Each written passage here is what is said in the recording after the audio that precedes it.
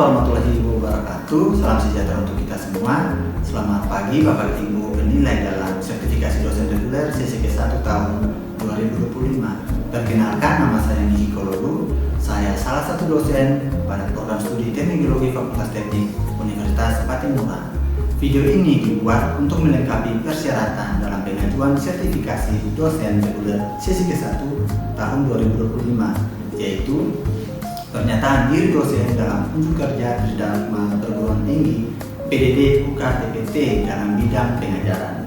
Pada kesempatan ini, mata kuliah yang saya ambil sebagai contoh dalam video pembelajaran adalah Geologi Teknik, yang merupakan mata kuliah wajib pada program studi Teknik Geologi. Mata kuliah ini terdiri dari 3 SKS, 2 SKS berupa teori dan 1 SKS berupa praktek. Deskripsi mata kuliah ini adalah kuliah ini memberikan pengetahuan dan pemahaman tentang prinsip-prinsip geologi yang akan digunakan dalam melakukan kegiatan rekayasa, baik terkait dengan rekayasa sipil, pertambangan, perminyakan maupun lingkungan. CPL dari mata kuliah ini yaitu kompetensi umumnya adalah 1. Mampu mengambil keputusan secara tepat dalam konteks penyelesaian masalah di bidang keahliannya berdasarkan hasil analisis informasi dan data. Yang kedua, mampu meningkatkan potensi diri dengan selalu mempelajari dan menerapkan ilmu baru dalam bidang keahliannya. Kompetensi khususnya adalah 1. Mampu mengaplikasikan ilmu geologi untuk keperluan rekayasa, pertambangan, perminyakan, hidrologi, dan kemaritiman. Yang kedua, mampu mengaplikasikan konsep dan prinsip geologi untuk pemetaan geologi, pengolahan sumber daya alam, prediksi dan mitigasi bencana geologi. Luaran dari mata kuliah ini adalah mahasiswa memiliki pengetahuan dan pemahaman tentang aplikasi prinsip-prinsip geologi dalam rekayasa, memiliki pemahaman yang baik tentang sifat-sifat keteknikan material geologis, terutama batuan dan tanah serta air, mengenal proses-proses geologi yang berpotensi mengganggu jalannya kegiatan rekayasa atau bahkan mengakibatkan bencana alam, dan memahami teknik instrumentasi, metode investigasi, dan metode pemetaan geologi teknik. Dengan dasar pengetahuan geologi yang baik, peserta kuliah akan mendapatkan pemahaman dan kemampuan untuk menggunakan data dan informasi geologi dalam berbagai kegiatan rekayasa, serta memiliki kemampuan untuk memberikan solusi terhadap masalah-masalah geologis yang mungkin timbul dalam pekerjaan rekayasa. Dalam mata kuliah ini memiliki pokok bahasan adalah sebagai berikut. 1. Pendahuluan yang terdiri dari definisi geologi teknik dan perkembangan geologi teknik dan peranan ahli geologi teknik dalam kegiatan rekayasa. Kedua, dasar-dasar mekanika. Ketiga, aspek keteknikan batuan. Keempat, aspek keteknikan pelapukan batuan dan tanah. Kelima, klasifikasi massa batuan. Keenam, rekayasa batuan dan tanah. 7, proses-proses geologis atau bahaya-bahaya geologis. 8, investigasi geologi teknik. Dan yang ke-9, pemetaan geologi teknik. Pada mata kuliah ini ada aspek penilaian yang terdiri dari: pertama, partisipasi 10%, kedua, tugas individu 10%, UTS 25%, UAS 35%, dan praktikum 20%. Adapun metode pembelajaran yang digunakan adalah 1. Ceramah interaktif, 2. Problem based learning, dan 3. Small group discussion. Berikut ini adalah contoh video pembelajaran yang akan dilakukan secara luring di dalam kelas. Selamat siang para mahasiswa. Kita berjumpa lagi ya dalam mata kuliah geologi teknik.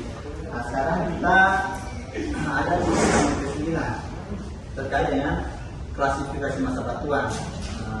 Dalam hal ini kita menggunakan Lockness Rating System atau sistem RMR. Sekarang kita berhubung membahas untuk pertemuan 9 terkait dengan klasifikasi geomekanik terkait dengan Lockness Rating System untuk massa batuan. Nanti di pertemuan selanjutnya kita nanti lebih bahas terkait dengan klasifikasi MDI dari Norwegia, yaitu di sistem. Kita mulai dari klasifikasi massa batuan. Dalam hal ini berbentuk dan massa batuan. Anda bisa lihat di sini ada 2 tempat ya, 2 lokasi. Yang mana yang pertama itu di terowongan atau underground, dan yang satunya lagi slope atau lereng. Anda bisa lihat di sini ada yang pertama interlock, kemudian yang kedua single discontinuity, yang ketiga dua dimensi kontinuitas, dan yang ketiga ada beberapa ya, bahkan yang terakhir sangat banyak yang kontinuitas yang terjadi. Dari sini kita bisa lihat kita bisa melakukan penerapan yang namanya penerapan sistem RML untuk mengetahui suatu kelas masa batuan, apakah nantinya batuan tersebut di lereng atau di terowongan dia aman atau dia stabil atau tidak.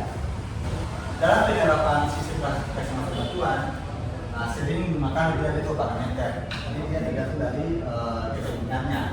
Jadi parameter RML ini atau sistem RML ini itu dibuat oleh Binowaski tahun 1949. Jadi ada 6 untuk mengidentifikasi parameter yang berada masa batuan. Kedua, untuk membagi masa batuan kepada kelompok grup yang berlaku sama, yaitu kelas masa batuan yang kualitas berbeda. Kemudian untuk melengkapi suatu dasar pengertian karakteristik masing-masing kelas, dan untuk menghubungkan pengalaman atas pengamatan suatu kondisi masa batuan di satu tempat, dan untuk menghasilkan data kuantitatif untuk riset rekayasa. Yang terakhir, untuk melengkapi suatu dasar ilmu komunikasi. RML sendiri yang tadi saya sudah sempat katakan ada 5 parameter dasar ya, basic RML, yaitu pertama kotekan batuan utuh BCS. Nanti batuan utuhnya Anda ambil di lapangan, Anda bawa ke lab, lalu Anda melakukan penelitian BCS, Anda akan mendapatkan kotekan batuan utuh. Kemudian RQD, kemudian jarak diskontinuitas, kemudian kondisi diskontinuitas, kemudian kondisi air tanah, dan yang keenam itu koreksi yang terdepan dan diperlukan untuk koreksi diskontinuitas. Nah, untuk parameter utama ini yang keenam biasanya dilakukan di terowongan ataupun pendas di seluruh ya. Kalau untuk lereng kita hanya menggunakan 5 parameter. Ini ada tabel pengukutan ya. Jadi ada yang pertama BCS. Nah, BCS Anda bisa lihat dari R0 belakang dari R0 sampai R6. Jadi R0 Anda bisa lihat ya sangat paling lemah. Nah, sangat paling lemah nilai BCS-nya 2,25 sampai 1 MPa. Sangat lemah atau R1 1 sampai 5 MPa. R2 lemah nilainya 5 sampai 25 MPa. R3 sedang 25 sampai 50 MPa. R4 keras 50 sampai 100 MPa. Dan R5 100 sampai 250 MPa. Serta R6 itu batuannya sangat paling keras dan angkanya itu di atas 250 MPa. Untuk R6 sendiri dia batuannya itu sangat paling keras dan nilai BCS-nya itu di atas 250 MPa. Itu parameter RML yang pertama. Parameter RML yang kedua adalah LQD. Ya, LQD ini Anda bisa menggunakan 2 metode. Metode lain yang sudah digunakan di samping dari terowongan. Metode yang kedua, Anda bisa mengukur suatu panjang core sepanjang 200 cm. Anda misalkan seperti ini ya, Anda punya lereng dengan panjang 200 cm. Kemudian Anda lihat ada bidang-bidang diskontinuitas yang ada pada muka lereng begitu. Nah, di sini Anda bisa lihat dari sini ke sini itu dia berapa senti. Misalkan 15 cm. Ini 12 cm. Di sini ternyata dia 9 cm. Di sini 10 cm. Di sini 12 cm. Di sini 8 cm. Nah, Anda bisa lihat yang bisa masuk dalam perhitungan hanya panjang rekahan yang lebih dari 10 cm ya, lebih besar dari 10 cm, sehingga yang 9 cm tidak termasuk dalam hitungan. Nah, kemudian Anda lakukan perhitungan 15 cm tambah 12 cm tambah 10 cm tambah 12 cm dibagi dengan panjang total dari dalam ini panjangnya 200 cm. Anda bagi lalu dikalikan dengan 100%. Jadi RQD itu sama dengan panjang total keyboard dibagi dengan panjang total board dikalikan dengan 100%. Oke ya, sehingga Anda akan mendapatkan nilai RQB. Anda bisa lihat ya, dalam tabel ini ada kuat tekan, batuan mutu, terus RQB, jarak diskonibilitas atau jarak disponibilitas, kondisi disponibilitas, dan air tanah. Ini 5 parameter basic ya dari sistem Darimer. Nah, di sini dia punya power. Anda bisa lihat kalau nilai BCS-nya di atas 250 MPa, maka bobotnya 15. Terus kalau BCS-nya 100 sampai 250 MPa, maka bobotnya 12 dan seterusnya. Nah, RQB juga gitu. Kalau dia ada nilai RQB dan dia berada di atas 90 sampai 100%, maka bobotnya 20. Terus 75 sampai 90%, bobotnya 17 dan seterusnya ya. Nah, kemudian jarak disponibilitas. Jarak disponibilitas Anda bisa lihat dia kalau dia di atas 2 meter, maka nilainya 20. Kalau dia 0,6 sampai 2 meter, nilainya 15, 0,2 sampai 2,6 meter, nilainya 10 dan selanjutnya. Nah, Anda bisa lihat ya, kalau jarak disponibilitas itu adalah jarak ini. Misalkan dari sini ke sini jaraknya berapa, dari bidang disponibilitas yang satu ini ke sini jaraknya berapa. Itu namanya jarak disponibilitas. Oke ya saya? Oke. Kemudian parameter basic yang terakhir yaitu air tanah. Anda bisa lihat langsung ya di lapangan, di lereng ataupun di terowongan. Ketika Anda lihat kalau alirannya itu kurang 10 meter panjang terowongan dalam beton ini, kalau itu ada, maka dia termasuk dalam kering ya, atau tekanan air tekan maksudnya tegangan utama itu dia masuk dalam kering dan dia punya bobot 15. Setelah selesai baru dijumlahkan. Jadi RMR basic saya pakai lihat ya, RMR basic sebenarnya parameter pertama tambah parameter kedua tambah parameter ketiga tambah parameter keempat tambah parameter kelima, maka Anda akan dapatkan nilai RMR basicnya. Kenapa lereng sangat besar? Ada yang tahu? Nilai negatifnya sangat besar atau nilainya sangat besar karena ketika penggalian jika orientasi disponibilitasnya sangat tidak menunjukkan, berarti posisi Anda menggali dan posisi orientasi disponibilitasnya itu dia searah. Karena ketika gali dia jatuh maka tidak menentukan, paham ya? Nah, maka dia akan membantu si lereng tersebut cepat longsor. Oke ya, bisa ya. Tetapi kalau dia berulang belakang orientasi disponibilitasnya atau ada bidang disponibilitasnya dia berlawanan dengan arah Anda gali, maka nilainya itu adalah nah, bisa ya. Ini adalah kelas masa bantuan menurut bobot besar dan tadi ya yang menurut ini. Anda akan mendapatkan ketika Anda tambahkan parameter pertama, parameter kedua, parameter ketiga, parameter keempat, parameter kelima, ataupun nanti kalau ada parameter keenam, Anda bisa lihat ketika dijumlahkan nilainya berapa. Kalau dia di range 100 dan 81, maka dia kelas 1. Maka dideskripsikan bahwa batuan itu sangat baik. Kalau dia kelas 2, batuannya baik, kelas 3 batuannya sedang, kelas 4 batuannya buruk, kelas 5 batuannya sangat buruk. Ya. Ini Anda bisa lihat ya, kalau dia di kelas 1, waktu tahan atau stand up time sebelum runtuh si terowongan itu dia bisa bertahan untuk maksimal spannya atau lebar si terowongannya itu 15 meter. Ini ya, kalau kelas 2 dia bisa bertahan 1 tahun untuk lebar permukaan atau lebar terowongannya itu 10 meter. Kalau dia masuk di kelas pertama, jarak ini ke sini itu dia 15 meter. Bukan ini ya, 15 meter. Nah, itu dia kelas 1, dia bisa bertahan 20 tahun kayak gitu. Tanpa penyangkaan. Kalau kelas 2 dia bisa bertahan 1 tahun dengan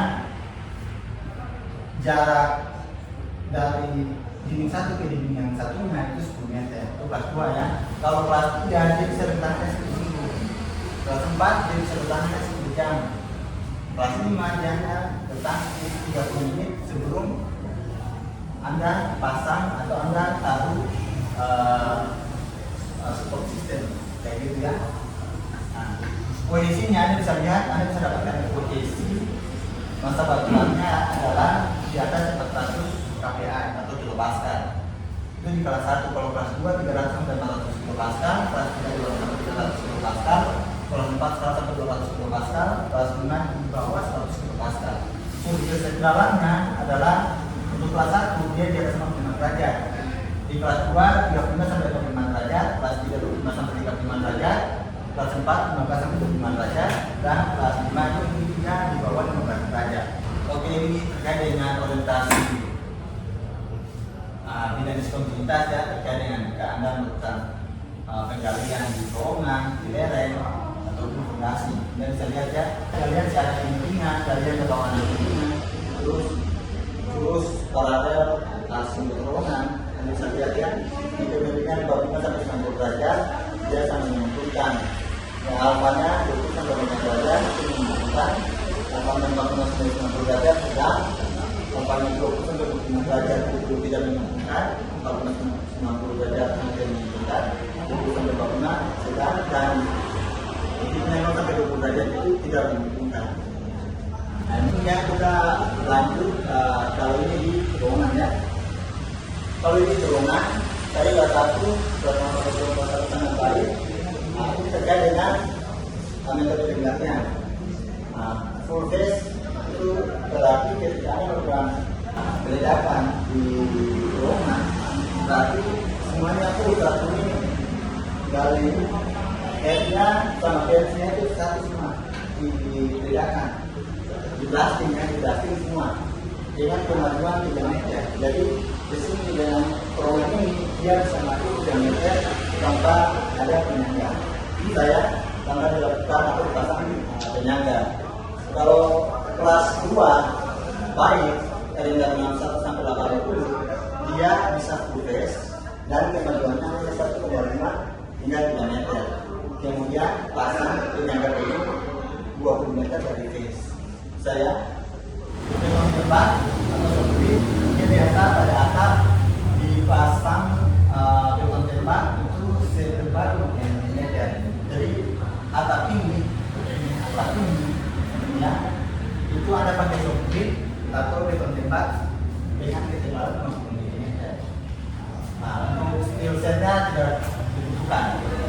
Nah kalau kelas sedang di kelas 3 dan nomor 1 sampai 60 Anda bisa lihat ya top heading and bend. Jadi ada ledakan dia bagian atap dulu. Dia maju 1,5 dulu sampai 3 meter baru bendnya. Gitu ya. Tidak mungkin bawahnya ada ledakan baru atasnya. Kalau ada ledakan bawah sisa atas berarti saja bukan. Nah jadi atas dulu 1,5 sampai 3 meter baru bawahnya. Ini 1,5 sampai 3 meter.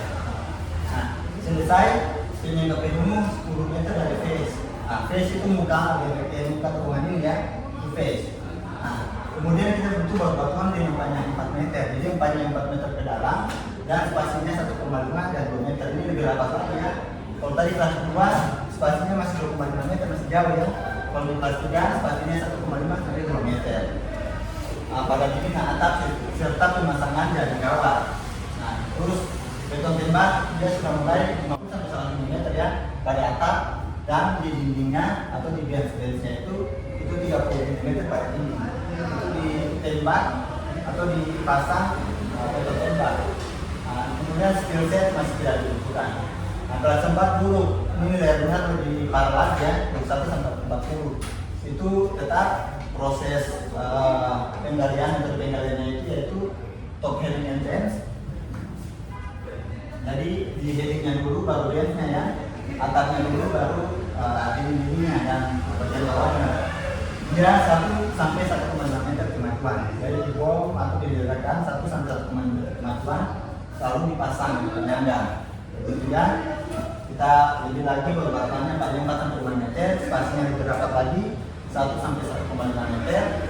Terus pada dinding atap tetap pemasangan dari kawat. Nah, kemudian untuk beton tembak ini lebih lagi ya, tebal 100 sampai 150 mm pada atap dan dinding 100 mm. Nah, di sini ada menggunakan split set dengan spasi 1,5 meter. Kelas yang terakhir, kelas 5 sangat buruk, terlihatnya di bawah 20 derajat. Ini kita multiple drift kemajuannya 0,5 sampai 1,5 meter. Jadi bukaannya itu ada dua, satu di sini, satu di sebelah. Terus kemajuannya 0,5 sampai 1,5. Dia top heading. Jadi ambil atas dulu, kayak gitu ya. Jadi hanya ambil atas kayak gitu. Nah, kemudian buat batuannya panjang 5 sampai 6 meter, spasinya 1 sampai 1,5 di dinding di atap, dan Anda bisa lihat pasang dari kawat, kemudian beton tebalnya tebal lagi, dia 150 sampai 200 mm pada atap, dan pada dinding itu 150 mm.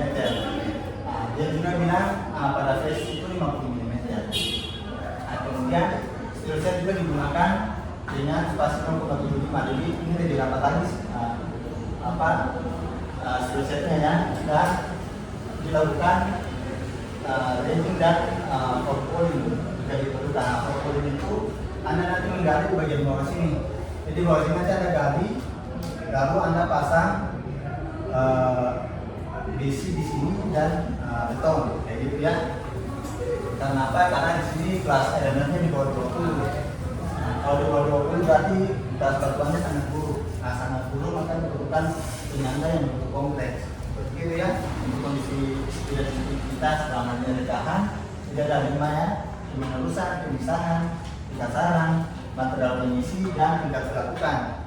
Nah, Anda bisa lihat ya, penerusan rating yang 4, pemisahan 0,53, pengkasaran 3,13, material pengisi 2,13, juga dilakukan 4,3. Nah, ada koma-koma ini itu hasil dari rata-rata, gitu ya. Nah, kondisi air tanah ternyata kondisi air tanah di lokasi atau di setnya itu ternyata dia basah. Nah, tadi ya kita lihat basah, ternyata basah itu bentuknya 7. Nah, kemudian kita lihat ternyata ada orientasi dan kontinuitasnya terhadap penggalian.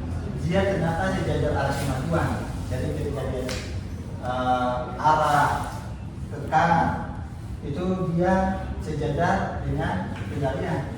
Dia sejajarnya itu pada dipnya 45 sampai 90 derajat. Berarti dia 6, dia 11. Maka ketika dihitung RMR-nya parameter pertama, kedua, ketiga, keempat, kelima, keenam, maka kita dapat dia ratingnya 44,53. 44,53 dia masuk apa tadi? Nah, sangat baik. Terus yang 1 sampai 60 41 sampai 60 21 sampai 40 di bawah 20. Sekarang hasil yang kita coba hitung dia 43, berarti kelasnya masa batuannya sedang. Oke ya, karena sedang maka kita merekomendasikan pemasangan jaring kawat. Tadi jaring kawat 1,5 sampai 2 meter. Oke, dan tadi set dengan panjang 4 meter pada dinding atap. Kemudian setelah 1 kali ledakan, 1 kali kaki, 1 kali ledakan, maka lakukan pemasangan software tadi itu dengan tebal 30 sampai 50 mm. Oke, ada yang mau ditanyakan terkait dengan parameter dari RMR? Kalau memang ini kompleks ya, karena ini metode empiris, jadi Anda harus dan ini juga dipakai di dunia geologi teknik, serta di pekerjaan sipil, di pekerjaan tambang kayak gitu ya. Menggunakan salah satu parameter, salah satu klasifikasi masa batuan yaitu sistem RMR. Ada yang ditanyakan? Pas yang ditanya yang pada di terowongan itu kan ada yang luasnya 15 cm itu kan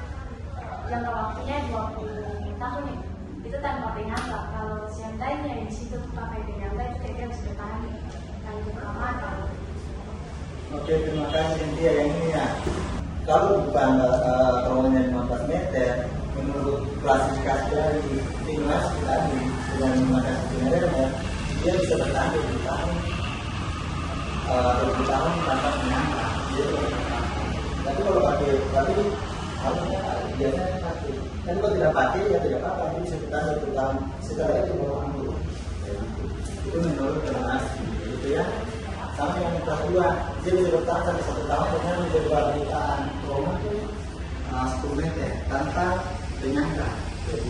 Nanti kalau sudah 1 tahun itu baru berhenti. Gitu ya. Ada lagi yang berikutnya kan? Cukup jelas? Jelas?